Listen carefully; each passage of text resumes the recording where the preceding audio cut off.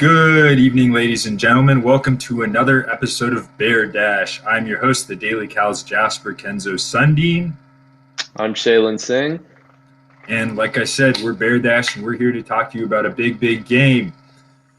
Cal lost last week in 31-27 to Oregon State in a wild back-and-forth affair in Corvallis. Errors on special teams and offense really cost the Bears. It was a tough one for a lot of Bears fans to watch. They'll have a week to fix those errors, a week to turn the screws before Stanford comes to town for the big game Friday afternoon. It is one I'm sure we're all anticipating. There's one I'm sure the fellows over at Cardinal Dash are anticipating. We're here to talk all about it. Like I said, we're Bear Dash, and in the words of our good friend Josh Wen, let's go. Let's get this one underway. So, Shaylin, let's start with last weekend. It's not something you can get around. Cal's 0-2. How did the Bears get there? How did they lose to Oregon State? Yeah, I think if you look at the first half of this game, and even the entire game, if you take aside some of the chunk, massive plays Oregon State had, Cal pretty much controlled this game. And then you look on the scoreboard and you go, what happened? And essentially what it was that Cal's offense played extremely well in the first half, and it died out in the second half. And on the defensive side, the defense overall was pretty consistent. They were good on third down. It was just big plays that they would give up that would just give Oregon State easy points, easy touchdowns, and that cannot happen. But we talked about the offense and defense. For me, the main reason why Cal lost this game, obviously there was issues on both sides, but special teams. Oh my goodness, special teams had a horrible day against Oregon State.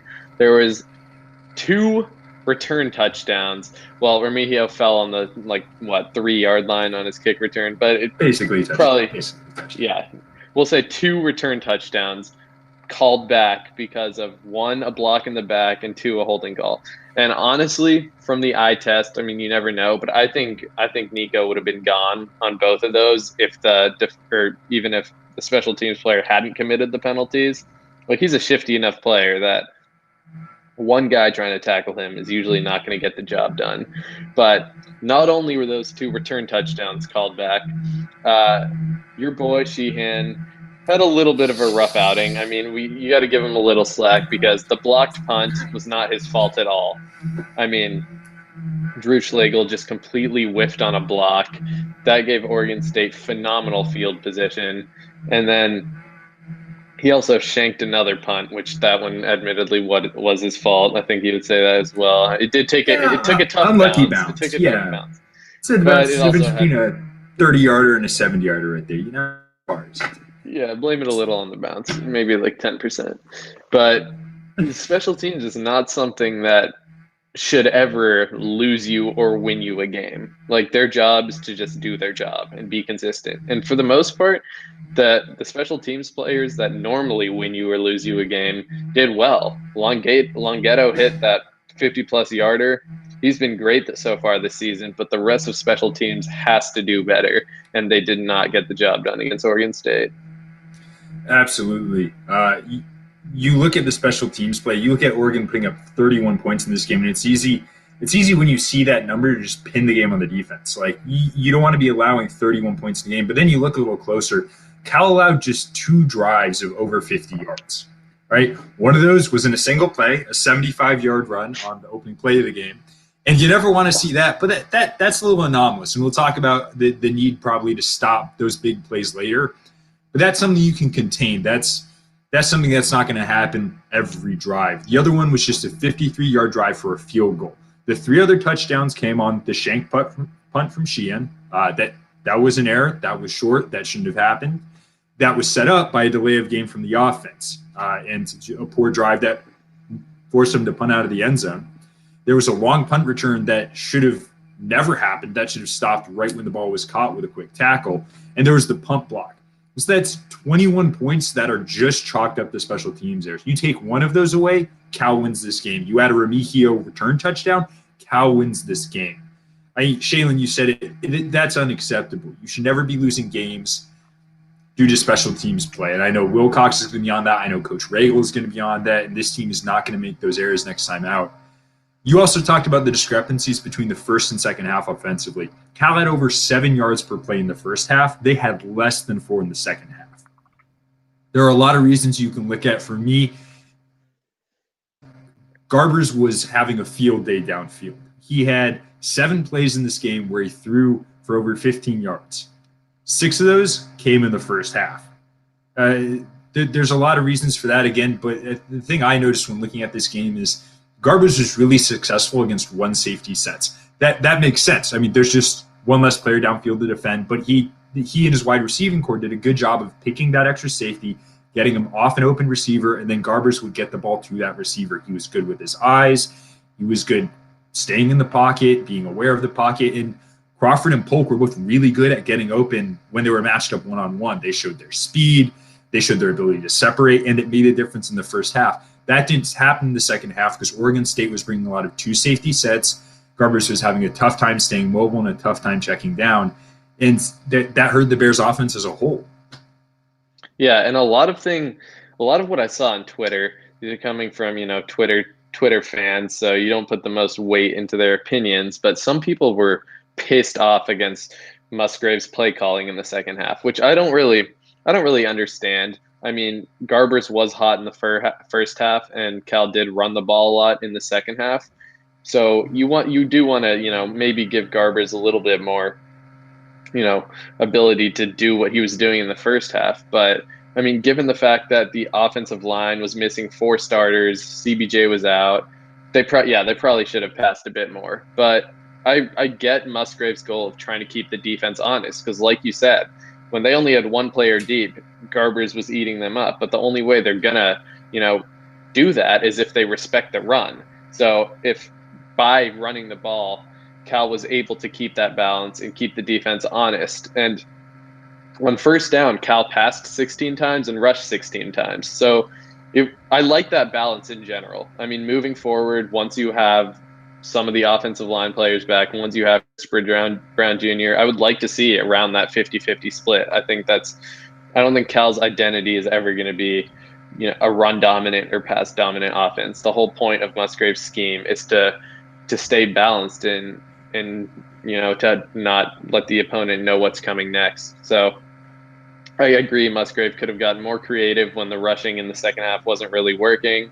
Then again, nothing was working. They punted 3 straight times to start the second half, and I don't think either of us expected that after how honestly just amazing Garbers looked in the first half, besides his 1 end zone interception, which was a dumb mistake on his part. I mean, you give the other team the ball at the 20-yard line instead of on whatever it was, like the 2 or 3-yard line. I mean, those are the mistakes that we're seeing Garbers make less and less, which is a good sign, but those can still cost you the game, and he's got to be better at knowing when to throw the ball away, when to take sacks, when to do things like that. But enough about the offense. Cal's defense this is going to be a crazy stat. Cal's defense was horrible on first down. It was so bad that 85.5% of Oregon State's total yards came on first down. 308. They had 308 first down yards alone. Like, that's ridiculous. That's granted, a couple of those did come on Jefferson's 2 full field runs pretty much. I don't know how you fix that. I don't know what the issue is on first down compared to other downs, but Cal was good on third down. They held Oregon State to 3 of 10 on third downs. So I don't know what the issue is, if they're just coming off the sidelines lazy, or if it's just the play calling, but that is something they need to get cleaned up. Yeah, that's the kind of thing I think you can scheme to the UCLA game. You compare UCLA, the UCLA game was an unmitigated disaster. I mean, the house was on fire. It was awful. I think if I could scrub that from my memory, I would. Not just because I go to Cal, but I mean, for the sake of football fans everywhere. No one wants to see that or think about that ever again.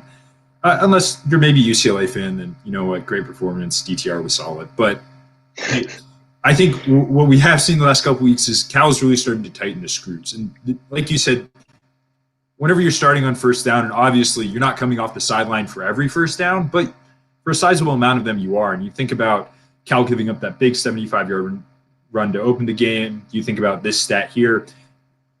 You start to tighten those screws. You start to zone in on what you need to do. And as you play more games and get in more practices, you just shake off the rust. We've said this, I think, as long as we've been on this show. With a shortened fall camp, you're going to be rusty. And this is what that rust looks like. It means you come off the sideline a little slow. You start the game a little slow.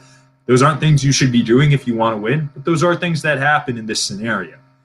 So yeah, and just to interrupt you for a second, we have a nice question in this chat here from Anthony Edwards. He goes, "What's up, Jasper? For someone who hasn't watched Cal this year, why are they bad?"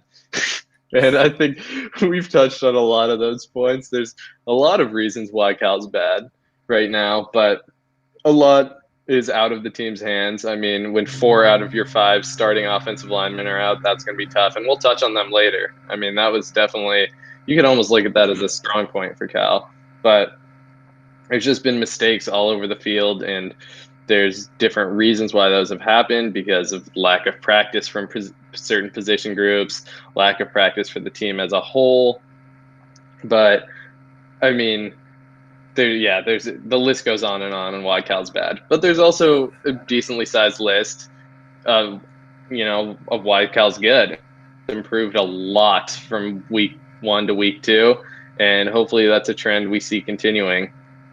Yeah, I wouldn't maybe say Cal's quite good yet, but I would say there are a lot of reasons Cal's improving. I would definitely agree there. You got to prove yourself to be good, and Cal nearly did against Oregon State.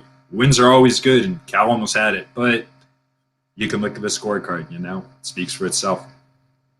Yeah, that's a good segue into our next topic. Going into the holiday spirit, Thursday is Thanksgiving, so we're going to talk a little bit about through 2 games. What about Cal's play are you thankful or not thankful for? Jasper, why don't you start us off? Because I think all 3 phases of the game have been pretty up and down so far through 2 games. Yeah, I feel like up and down's putting it a bit lightly there. I'll harken back to the Oregon State game one more time.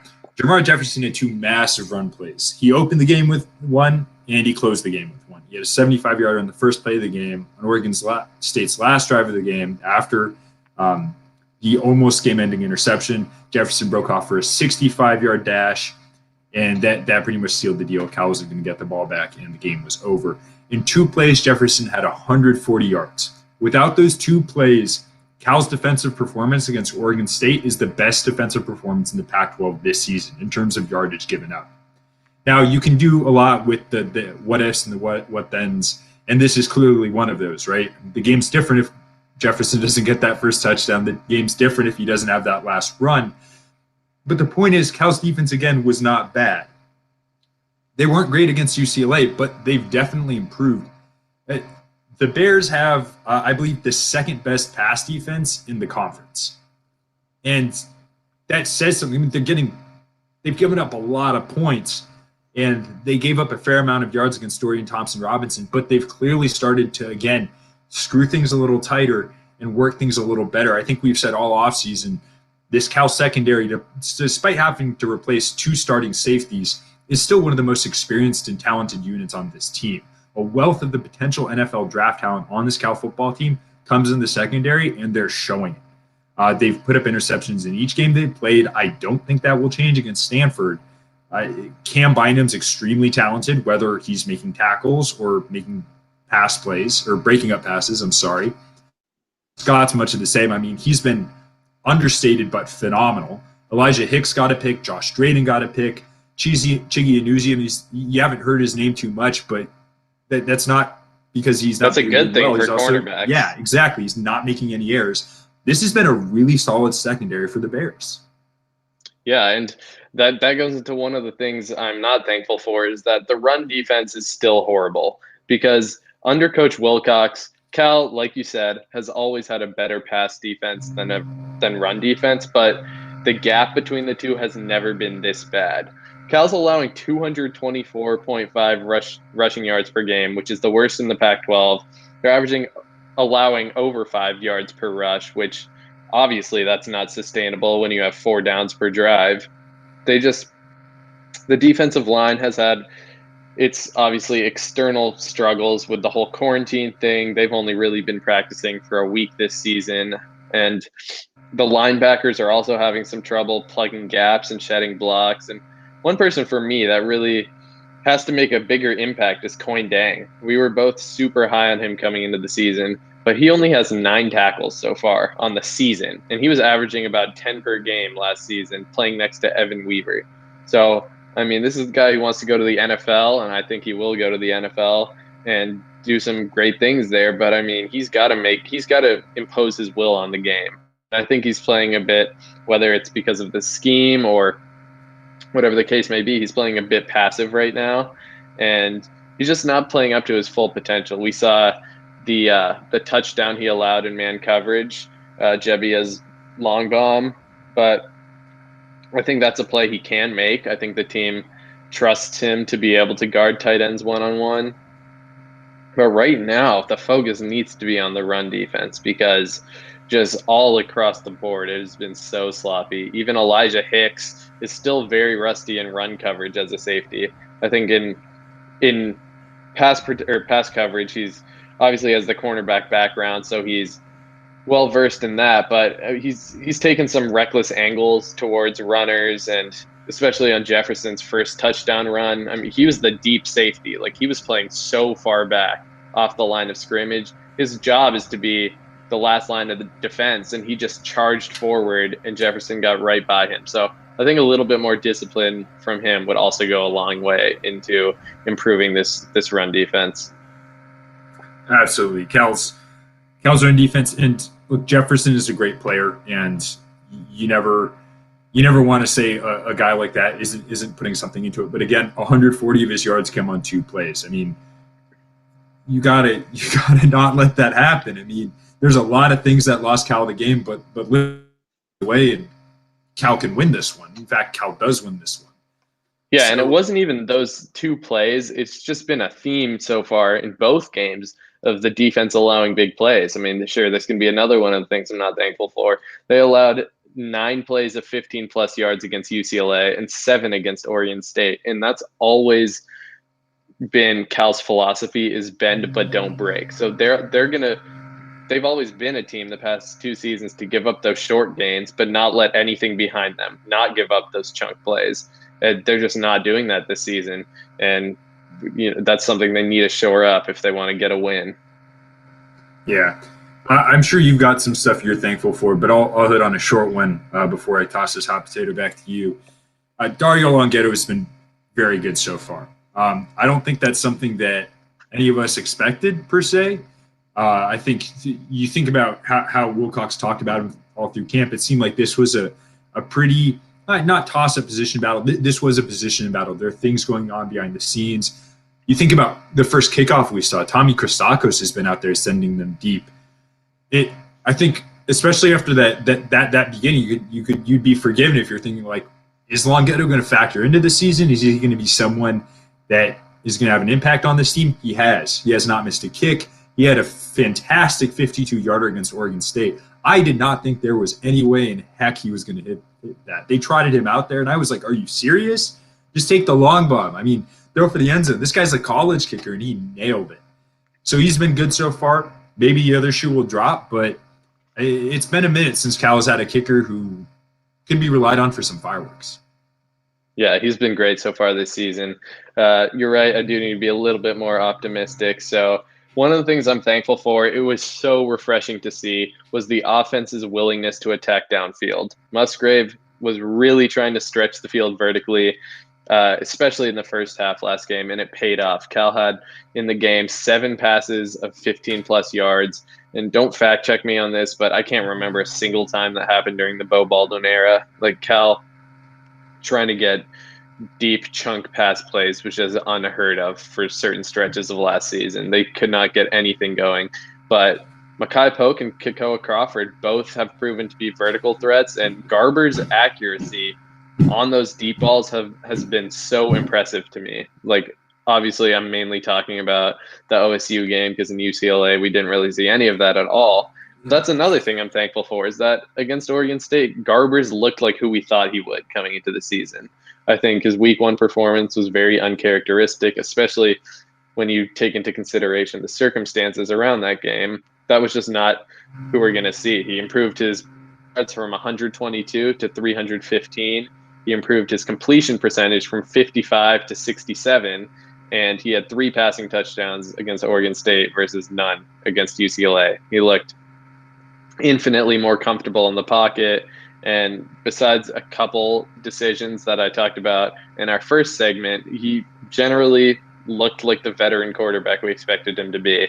And I think we'll see even more chemistry built moving forward. And once he gets some of those offensive line players back, I think we'll really see what this offense is made of. Yeah, that for me, this Oregon State performance from Garbers was encouraging for plenty of reasons. Like, he did look better, but I think for me, at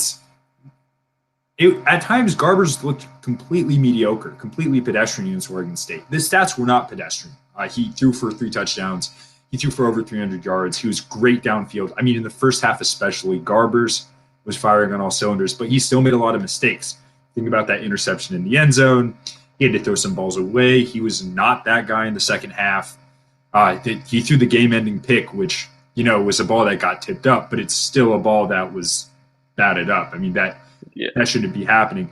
The thing is, Garbers, for me, was not perfect, and he still had a fantastic performance. I mean, if Garbers had this performance last year, like, Jesus Christ, we would be floored. We would be astounded. He didn't do things like this last year. I mean, he maybe had the Ole Miss game.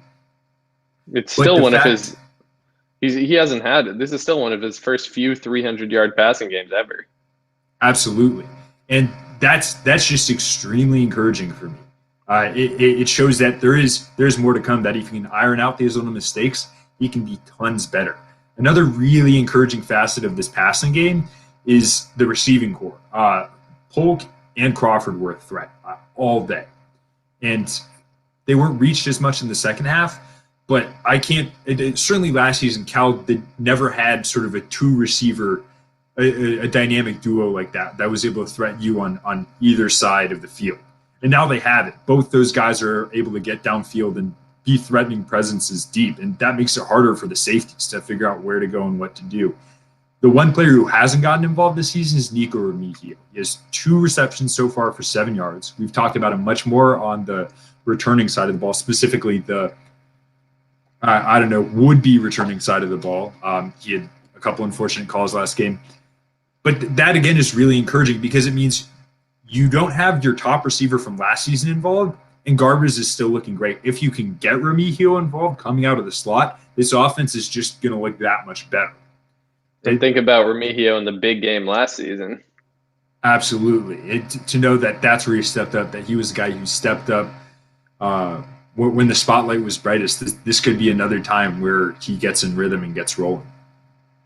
Yeah, so why don't we talk about that? We've got the 123rd big game. So much history behind this game. There always is. This season, even though it feels like it's different, it's really not different. I honestly feel like this is Cal's championship game this season because the whole Pac-12 is like kind of, I wouldn't say it's crumbling. I don't think the season's going to get canceled necessarily, but just a lot of things are getting canceled. It's kind of just like, is it even really a season anymore? It feels like these are all exhibition games almost. But the big game is always the big game. We don't even know what happens with bowl games this year, and Cal's probably not even going to make one if there are bowl games. So this is the championship game. The big game for me this season is the most important game of the season. Like, I know we were talking about Oregon a lot earlier this season, and that's still going to be a big game. That's going to be a huge game, especially if Cal can get a couple wins before that. But for now, I mean, they're 0-2. Obviously, this is the biggest game yet. Yeah. And the fact that both these teams are 0-2 just gives this game that much more higher stakes. I think if both these teams were 2-0 or 3-0 entering this game, we would be it would obviously be a very important one. It'd be one we were talking about in the same way, but both these teams are just extremely hungry to win. I mean, you never want to get to this point. Mode. Exactly. Both these teams thought they'd have at least one win at this point in the season. I think both these teams have played 2 games, which in their view, I don't know if Stanford would have beat Oregon, but Stanford, I bet, definitely feels like they could have beat Colorado. Cal feels like they should have won the last 2 games, if not for extenuating circumstances off the field and some mistakes on it. This is a game where both these teams feel like they have a shot to win, and both these teams don't want to go 0-3. I've said this before. The only thing worse than 0-2 is 0-3. Neither of these teams wants to get there, and that just makes it have that much higher stakes. I mean, the embarrassment to walk out here with no win on your resume, and again, in a season which is only going to see these teams play at max 6 games, this would condemn you to a 500 season. I mean, this is how you turn your season around against a big rival on a Friday afternoon when the whole world is going to be watching. This is a big one, even if maybe on paper it looks like these teams are a bit trashy. Yeah, and there's a lot that's going to go into this game. I mean, these teams get a full week to game prep. Stanford's actually gotten 2 weeks because they didn't play last weekend, so that could also be a factor in terms of just getting their players rested up. Cal is not expected to have their 3 offensive linemen that were out due to quarantine. They're supposed to still be in quarantine. I'm sure that'll be the case. But I was pretty happy with the way the younger guys on the line stepped up. I mean, I don't think the line was better than it was against UCLA, just statistically. And that was with 4 new starters. So if they can keep it up, that's going to be a huge boost for Cal's offense. But on the defensive side, I think you have to shut down Stanford's rushing game. Make them beat you through the air. Make Davis Mills throw the ball, because Cal's passing defense in terms of yards allowed, you touched on this, but they're among the best in the country right now. They're allowing under 200 passing yards per game. It's a obviously very small sample size, but I see Stanford rushing the ball much more than they have this whole season because, like I said earlier, Cal's rush defense has been atrocious so far. Stanford's lead back, Austin Jones, is only averaging about 3.8 yards per carry so far, but they still give him the ball a lot. And Cal has to respect that and load up the box and trust in their secondary. I think that's the biggest key to the game. Trust your secondary to lock up receivers and load the box up, because Cal's pass defense has been great so far this season, and they need to game plan knowing that. Yeah. You touched on this, I think, sort of the matchups we might see. One of the things that really has me excited for this big game in particular is that you're going to see strength on strength. You're going to see these teams' best units against their best units. The flip side of that is you're going to see weakness on weakness, but you feel like these teams mimic each other pretty well. Against Oregon State, Cal had a poor rushing defense against one of the best running backs in the Pac-12. I mean, that is a matchup night. And showed up. He had 2 extremely big plays. He put Oregon State in a position to win that game. He was there when they needed him. This is a much more even playing field. Stanford has had a terrible run attack so far this season. Number 8 in the Pac-12. We talked about how bad Cal's rush defense has been. Stanford has Davis Mills running the offense. I mean, he's not a world beater. He's not a Heisman candidate, but he's also not a bad quarterback. He's a solid presence in the backfield. He had, I think, a tougher time earlier this season because he was coming out of a quarantine. Now he's had 2 weeks of practice to sort of get his feet under him and get ready for this game in particular. He's seen a lot of these Cal defenders before. He's going to be good, but Cal has a great pass defense, right? There's 2 sides to that coin. It's strength on strength. I think Stanford has a decent pass defense as well. I think they're 6th in the conference. Cal doesn't have an amazing pass offense statistically, but they had a terrible game against UCLA, and as we saw last week, Garbers is ready to step up. So this is really a matchup where I think we're going to see the best of these teams against the best of these teams, and that just excites me because you always want to see the best you can see on the field, and I think we'll get a shot with this big game, and that breeds close games and it breeds exciting contests. Yeah, I think it's going to be a close game. We're about to run out of time, so let's give our score predictions. I just think this team is too talented to go 0-3. It's really hard to say that with potentially 4 starting offensive linemen out, but the offense, even without them, is starting to come together. And if the defense can finally stop making their uncharacteristic mistakes, I think Cal wins this game 26-21. Absolutely. I think both these teams have had their defensive lapses. Stanford's let in a lot of points. Neither of these teams have held opponents to under 30 points this season. If there's a time to change that, it would be the big game. It gets people fired up. It gets people going. But I see this be 24-28 Cal win. All right. Well, that's all the time we have. See if Cal can pull it out. It's a Friday afternoon matchup, so get ready after your Thanksgiving meal. You can cook up some nice leftovers and watch the game. Absolutely. Shayla and I will be covering it. We'll be there at Memorial Stadium, so you can look at our Twitters for live updates. You can look at Daily Cal Sports for live updates. You can also get all our Dash Sports content at dashsports.tv. Our writers write comms for sportspac12.com. You can follow us on Twitter, TikTok, Instagram, Facebook, and catch all our shows here. And like I said, on Dash Sports TV, where we love to be. Thank you, folks. That's all.